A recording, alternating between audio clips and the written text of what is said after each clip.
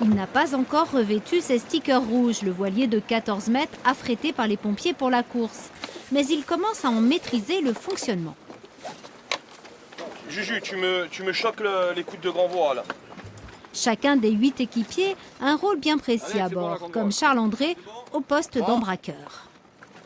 On est amené à travailler en mer, mais le milieu de la voile, oui, c'est tout nouveau. On nous a proposé le projet et puis on a accepté, on s'est entraîné, on a appris, on s'est renseigné sur Internet, les bouquins, et puis voilà, on s'est lancé.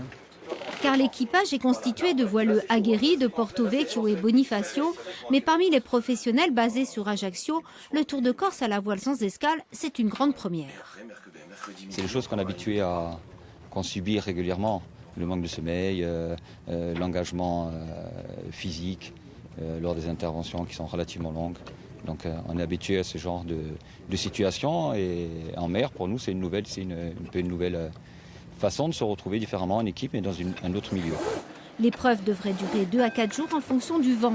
Ils comptent sur leur amitié et leur cohésion pour relever ce challenge et son lot de surprises.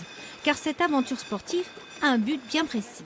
L'objectif de cet engagement, c'est de courir pour les pupilles, pour les orphelins des pompiers de la Corse du Sud.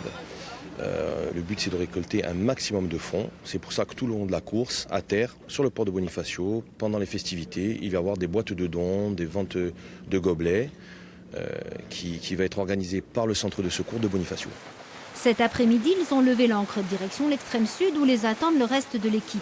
Mercredi à Bonifacio, ils se présenteront sur la ligne de départ pour contourner la Corse en fonction du vent sur environ 465 km.